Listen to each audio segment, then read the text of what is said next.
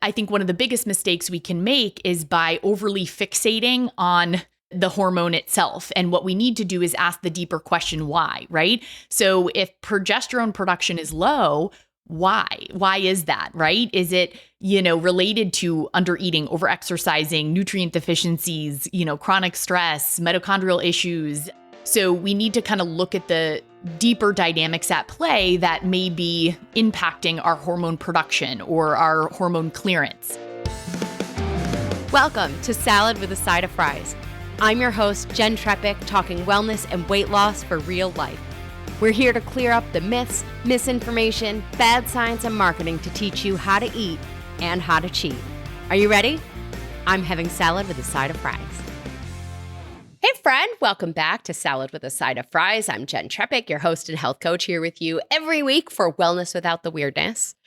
And one of my objectives since I started this podcast back in 2019 was to clear up confusion when it comes to health, nutrition, and truly wellness on every level and every aspect. And in the world that I live in on a daily basis as a health coach, there are always trends and hot topics. These days, as the proactive consumers we are, the people, right, we're the people who want to really live well. I think there are a few things more confusing than hormones. And I'm debating because I think also for a while, the trend was all like gut microbiome. And I think hormones tops the gut microbiome in the confusion that it creates for people, right? I hear from women daily asking the question, trying to make sense of what they're experiencing and whether it's PCOS or fibroid related or perimenopause, menopause related, it's confusing. And so today's guest says hormones are your check engine light. And I cannot wait to dig deeper with her. So let me introduce you. She's a functional medicine dietitian, women's health specialist, podcast co-host, and founder of the highest rated dietitian and functional nutrition business in Boston. She's been recognized across major publications such as Dr. Axe, Healthline, and Eating Well for her transformative and unique approach to wellness. Her mission is not only to empower women to understand and treat the root causes of their health issues naturally, but also to guide them in breaking away from the pursuit of perfection in doing so. It was early on in her career when she realized the potentially damaging consequences of the pill for every ill approach traditional medicine often takes. After years of struggling with her own health, she realized that what she learned in her professional experience and her doctor's orders to just take birth control were not enough to help her truly reverse her symptoms. Fueled by her own personal health challenges and frustration with being told everything looks normal while her body was telling her otherwise, she decided to build her own private practice. Through the private nutrition practice, coaching, and courses, she helped thousands of women and counting heal their gut and hormone symptoms while breaking free from dieting extremes through personalized and sustainable programs. Her unique approach to helping clients achieve whole person health is focused on helping them foster empowering relationships with food and their bodies. You already see why she and I are so aligned. Without further ado, I give you Jillian Greaves. Wow, that was an amazing introduction. Thank you so much. I'm blushing over here, but I'm so excited to be here to chat with you today. Yes, I'm so excited. Thank you for being here. Last time we spoke, you were 39 weeks pregnant. I was. So I have to ask, how are you? How's your family? I'm doing well. And I have a almost 9-month-old son named Miles now, who is just started crawling this week. And so we are doing well. And feeling good 9 months postpartum. Amazing. So I do want to start with a little bit more of your story and kind of like peel the onion from there, if you will. Super quick though, we have to tell our members what they're getting this week. So first of all, members, I said it before, I'm going to say it again. A new membership is coming and like next week. So price is going up. If you are a member before that happens, you are grandfathered into the old price. So I'm just saying, I'm really excited for the updates and you might want to jump in. So members, here's what you're getting this week. Your recipe is for watermelon peach salad. I know, right? Beyond delicious, perfectly seasonal, perfect for any time of day. It's also great for those days when it's just too hot to cook. because here in New York right now, it has been that for too many days. And I just had a grocery delivery, so this might be on my agenda soon. So, if you want this recipe or to get in before the price increase, be sure you're a member. You're going to go to glow.fm/salad with a side of fries. For the last chance, it is currently $10 a month. For that, you get weekly recipes, a monthly article or tool, extra discounts from me and our partners, plus access to live Q&A sessions. It's a total deal. I say it all the time. It's a steal when you take advantage of the full offerings because you save far more than that $10 cost. It's a no-brainer way to show yourself that your health is a priority. These benefits are just growing as we launch this new membership, guys. So jump in now. Go to glow.fm/salad with a side of fries, or just click the link in the episode notes below. Once you're there, you're going to click support now, then enter your email and payment info, click subscribe, and you're all set. You're going to get this week's recipe for the watermelon peach salad and lock in that $10 cost. Okay, Jillian. So from introducing you, we know that you had your own health challenges where, doctors either said, here, take birth control, or everything looks fine. There's nothing wrong with you. It's all too common for people to have that experience. But I'm really curious, what did you learn that allowed you to reclaim your health? Yeah, great question. And in my own health journey, which spanned over truly many years and, involved a lot of unlearning and reconnecting with my body at the end of the day, I think I learned that it was so important to understand female physiology, to understand my body on a basic level, and, to question a lot of the information and misinformation out there.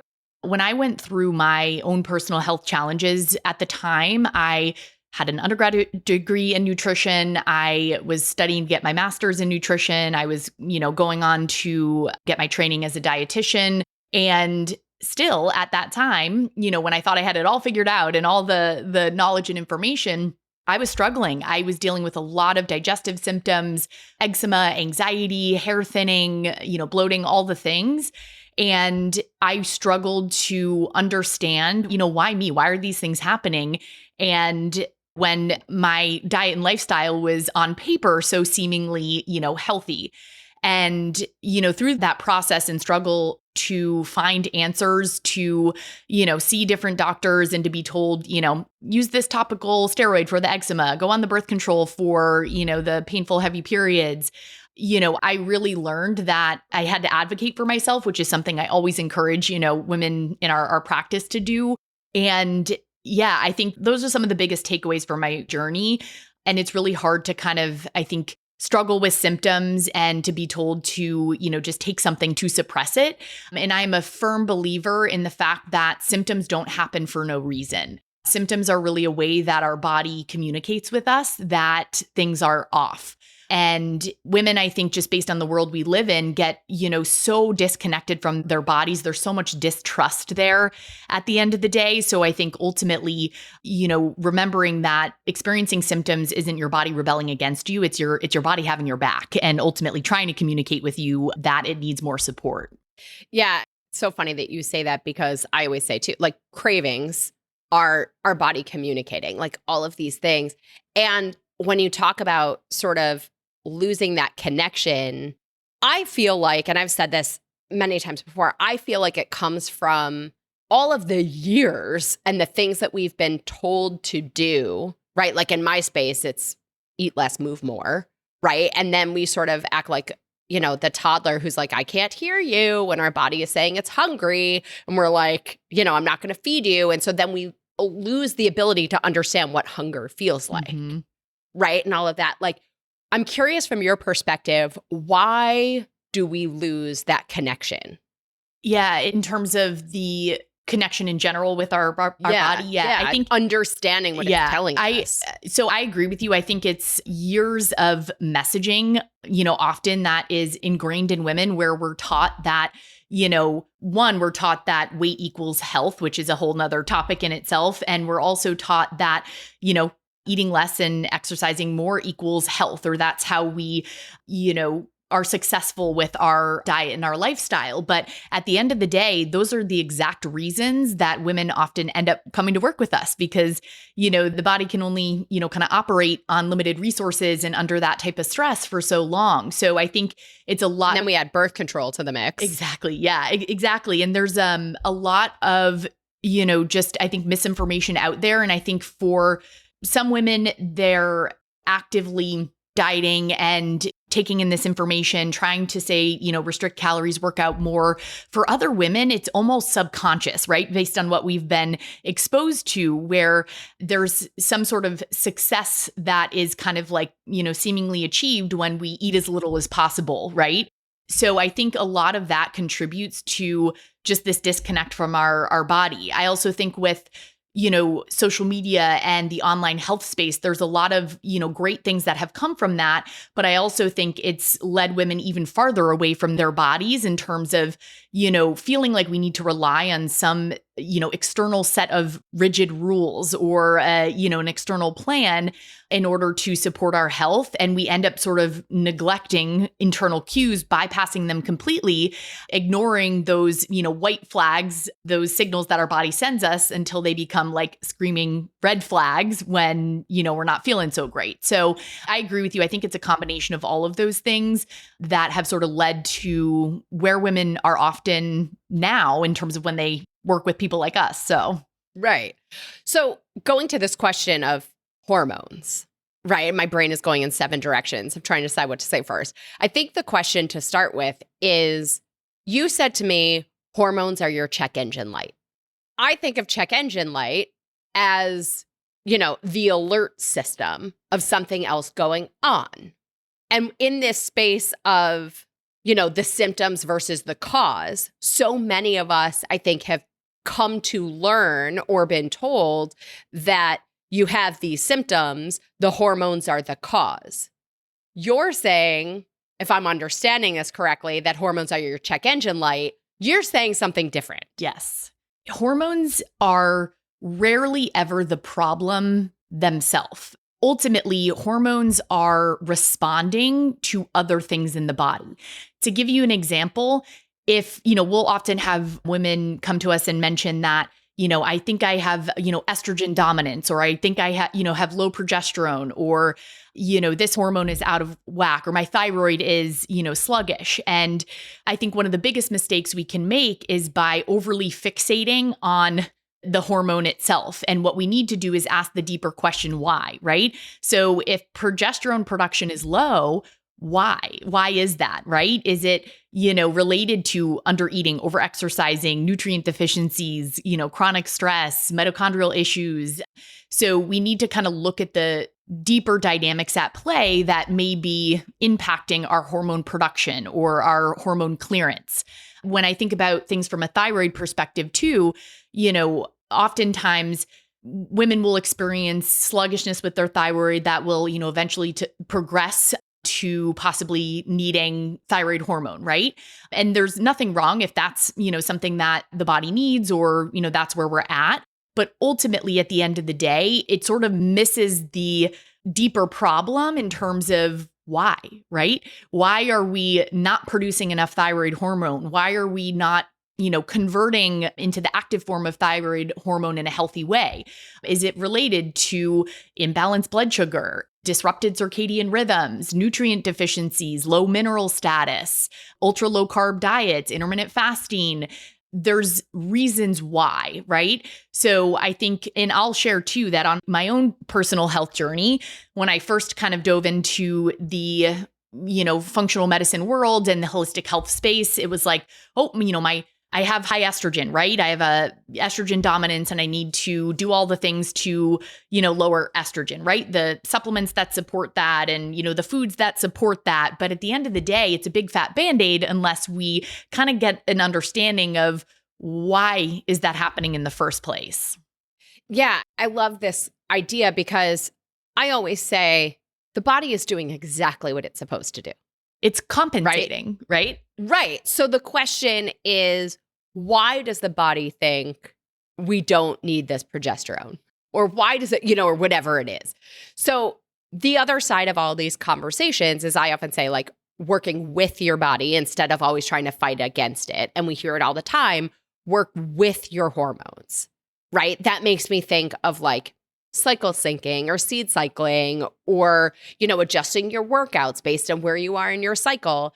And all of these things are 1,000% relevant and accurate and, things that we might want to consider doing. The other side of that is, I think a lot of us are perimenopause, menopause phase. And so how do you do that when your cycle is clear as mud? Yeah, that's such a fabulous question. And I will say in general for, any woman, reproductive age, perimenopausal, menopausal, strategies like cycle syncing or, seed cycling, it's not that they're totally arbitrary, but I think they can kind of end up being a distraction from actually focusing on the needle movers. But to your point, if you're kind of in this phase of life where hormones are shifting, your cycle may be more irregular, it might look a little bit different each month.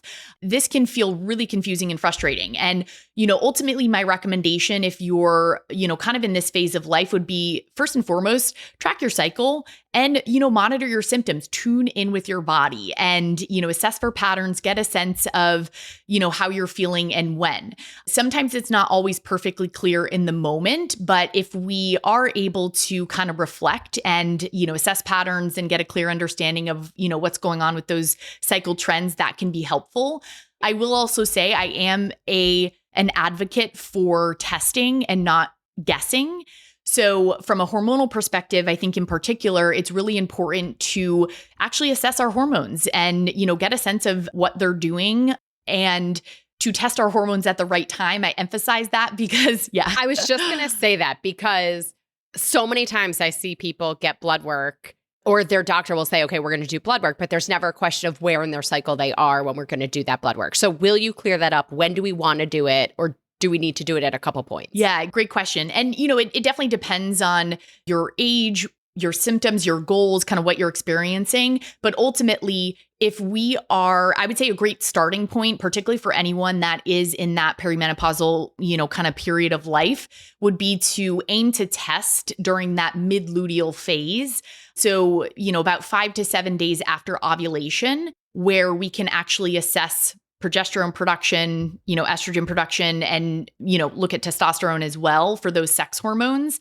I would start there. I can't tell you how often I have clients, come in that have these hormone blood labs done, sex hormones, and, they're like, oh my gosh, the reference range says I'm, postmenopausal and, this is maybe a 30-year-old woman. And I'm like, well, you tested on, day 4 of your cycle. And that's kind of what we would expect for these ranges in this time in your cycle. So I'd say starting off with that mid-luteal assessment can be really valuable. With shifts into perimenopause, there can be one of the big shifts is the decline in progesterone production and also big shifts and swings with estrogen that can happen. So we can have cycles of high estrogen, cycles of low estrogen. We can have, bigger ebbs and flows even within the same cycle. So getting a sense of what's going on there as a benchmark can be, really valuable, as a starting point. Yeah. And I want to keep going down this road. And again, keep peeling back the layers into tools and daily habits and things that we do want to do that will move the needle compared to some of the things that make us think like we're doing something. So let's do that after I highlight our partner for this episode. Big thanks to Layered Jewelry for supporting Salad with a Side of Fries. The modern woman is multifaceted, taking on many important roles in the various aspects of her life. Inspired by her own multi-layered life as a busy mom, trendsetter, entrepreneur, and influencer, Amber Ridinger McLaughlin set out to create a line of luxury jewelry that lets women create their unique style and celebrate their own beautiful layers. Layered is luxurious and affordable, the perfect combination for the modern woman.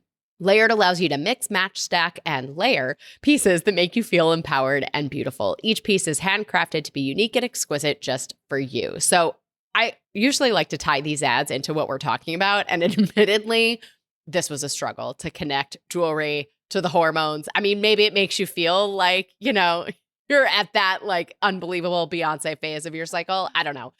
Anyway, if you have an idea, let me know.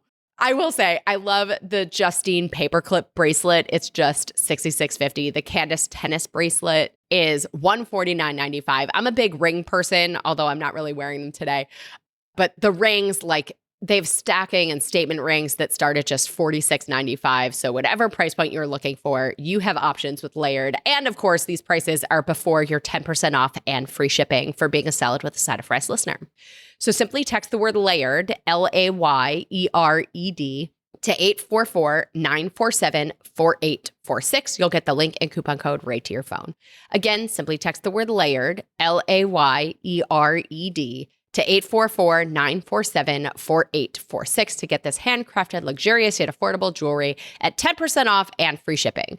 This is a toll-free number. Standard text and data rates may apply.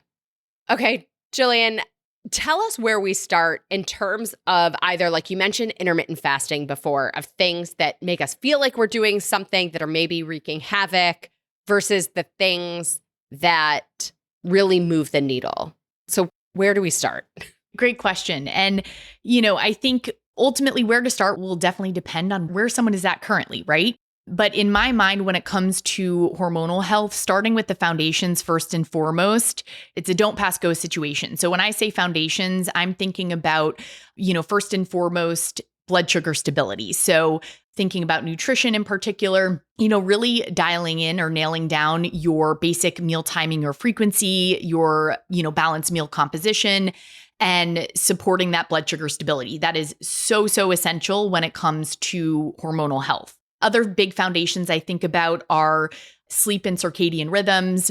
So, sleep itself in terms of our sleep schedule, also circadian rhythm habits in terms of our, light regulation, light dark exposure. And then I also think about, our movement routine, nervous system support being a huge one, especially as we're, entering perimenopause, but just thinking about hormones in general. Dysregulation with the nervous system and stress is a huge driver for a lot of our clients when it comes to issues with hormones, thinking about, our blood sugar hormones, our thyroid hormone, our sex hormones, nervous system plays a really huge role there. So those are some of the big foundations that I consider, again, sort of a don't pass go situation.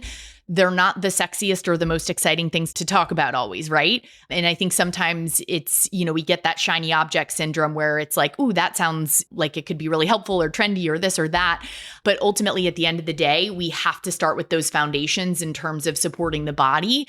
And that is where really hormonal balance or regulation stems from. Yeah. So we talk all the time. Everything we talk about is nutrition choices for blood sugar balance. Movement plays a big piece of our conversations also. I'm curious on your recommendations. Like, let's say somebody is testing and, I don't know, maybe progesterone and estrogen are both sort of tanking.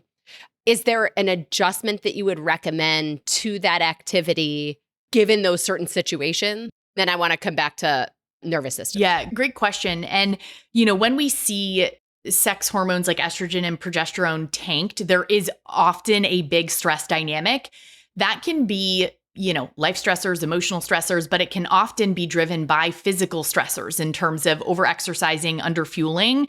So when we're trying to support the body holistically and support that healthy hormone production, we definitely might make recommendations to adjust, movement routine.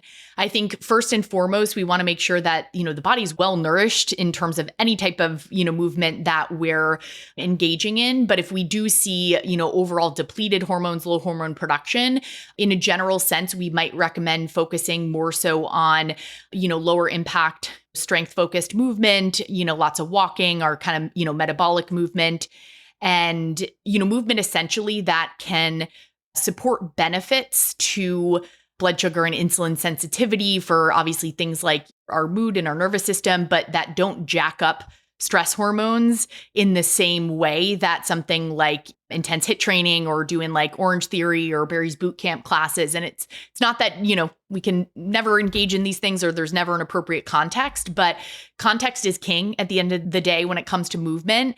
So it's not exercise is always healthy. It's exercise is healthy and beneficial in the appropriate context. So yeah, we often will recommend in those depleted cases to kind of peel back and adjust the types of movement, focusing on walking, lower impact strength, which can honestly often feel really uncomfortable for women if, they're in that mindset of like, I got to work out harder in order for there to be a benefit. But it's pretty amazing when we allow ourselves to kind of peel back and, to your point, work with our body versus against it, how positively, our bodies respond in an immediate sense, often with symptoms, but then longer term with, kind of restoring hormonal health. Yeah. And then even this conversation of the types of movement and creating somewhat of, nervous system dysregulation, with our movement or other things. We've talked about vagus nerve and some of that kind of stuff a few times in different scenarios. What are some of your best recommendations for people to do and when in terms of supporting the nervous system? Yeah. So when it comes to supporting the nervous system, I often recommend starting with our bookends. So like how we start, how we end our day. Ultimately, there's no bad time to engage in like a nervous system outlet or to implement a nervous system support strategy or to, incorporate something that is supporting vagal tone or vagus nerve function. But I do feel that our bookends can be really powerful with, how we start and how we end the day. So I think that's a great place to start. I also think exploring maybe like a midday outlet or strategy for supporting the nervous system can, be really powerful based on the fact that just a lot of us are often operating in kind of a state of chronic fight or flight, or we're in, sort of sympathetic overdrive without even realizing because we're just busy, right? We're working, we're, checking off things on the to-do list. So those are kind of the areas of the day that I might recommend exploring if you're just kind of dipping your toes into incorporating nervous system support.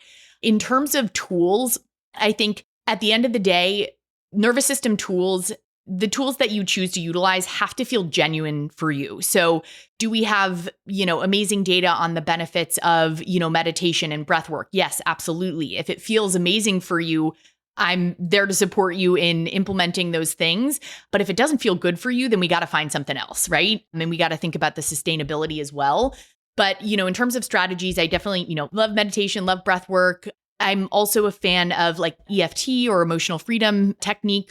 Journaling, really any mindfulness-based practice, I think is a great thing to explore since so many of us are kind of living in our heads and we have like sort of like a pinball machine and we're like thinking about all the things running around like crazy. And I think anything that can help us to sort of slow down and to like reconnect with our body can be really powerful.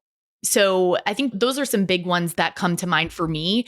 It could also be just like a pleasurable activity. Maybe it's like a walk out in nature where we're paying attention to what's around us. Maybe we're listening to some music that we love that, brings us joy. So lots of different options. But again, I think really has to feel genuine for you and sort of help the body get into that more relaxed state. And in all of this, there's sort of what everyone's hearing today, which what I'm hearing is like, stop stepping over $100 bills to pick up pennies, which is the way I sort of talk about, looking for the shiny object instead of relentless consistency in some of the basic things that seem silly. And yet people hear about like intermittent fasting you mentioned before, cold plunges, like some of these other things. I'd love to hear your take on maybe some of the things that people are doing that are really wreaking havoc that they don't realize. Yeah. Yeah. Oh my gosh, where do I start, right? There's a laundry list. But I do think for women in particular, I think some of the trends you mentioned, so a lot of prolonged fasting, which I think women have interpreted and people in general have interpreted as skipping breakfast and delaying breakfast, right? So we see a lot of that. We see a lot of ultra low carb diets. And I'd say those are two really big ones. Definitely, I think like cold plunges and cold exposure. And, that's not to say that these things can't ever be helpful or can't ever be a supportive tool. But ultimately, prolonged fasting puts a lot of stress on the body, right? When it comes to cold exposure, cold plunges, same thing. It's a stressor. And in the right context, it can be helpful and supportive and possibly, improve our resilience and metabolic markers. But we have to think about our own unique context. So I think those would be some big ones that come to mind for me. I would also just say in general that the fixation on elimination diets and sort of the extremes with nutrition, that's one of the biggest things that I think really takes women farther away from their goals. Versus, we'll work with women that are avoiding a laundry list of foods, or they've tried like every diet under the sun, but then we're also not eating breakfast. And, we're eating 50% of the amount of protein that we ideally, want to include in a day. So I think we get overly fixated on, these types of approaches, and they just miss the mark. Something else I have to point out that I just think is so powerful is that, we get really focused on the elimination diet, the fasting, the trendy supplements, and we forget about the importance of, like I mentioned, circadian rhythms in terms of, light regulation, right? Where a lot of women that work with us that say have, some goals around body composition or, wanting to, see shifts with weight. And there is an obsession almost with like the elimination and finding that like thing that's going to, move the needle quickly. But we're also, scrolling in bed on our phone all night, right? And exposed to a lot of artificial light and blue light, and something that we know has a significant impact on our metabolic health and, our insulin sensitivity. So I think it's really about going back to those foundations and not overlooking what's right in front of us. To your point, stepping over $100 bills to pick up pennies. So what's coming to my mind in this moment is, we're doing all the things. We're going to fix the foundational elements, that we talked about, right? Blood sugar balance, circadian rhythm, nervous system support, contextually appropriate movement, right? And the objective there is to help the body then self-regulate the hormones. And then there's also the question that comes up a lot of hormone replacement. In our last conversation, you said self-regulate over replace. But I also feel like at the risk of opening a giant can of worms at the end of a conversation, I feel like I'd be remiss if we didn't talk about kind of the role of hormone replacement or the role of supplementation and some of these other pieces as we're getting to like that next piece of the puzzle. Yeah. And I think, this question kind of aligns perfectly with what we're already talking about, where I think we're often looking for a quick fix, right? Where we want to see those instant results. Is there a time and place for HRT or hormone replacement therapy? Absolutely, yes. There are lots of potential benefits, particularly for women, going through perimenopause, going through menopause, where HRT can be a really powerful tool. But I want to emphasize that I'm using the word tool, right? So I think oftentimes we'll see that there's the pursuit of utilizing HRT with the thought that it's going to eliminate all these symptoms we're experiencing. But I think it's important to recognize that it's one piece of the puzzle. And this tool is going to be a lot more effective if we are focusing on the things that will really help, the body regulate in a big way. So I think it's just important to have that more nuanced conversation around the fact that HRT can be a piece of a puzzle in the right context, and it can be, really powerful. But I think we can't have the expectation that it's going to be the magic bullet.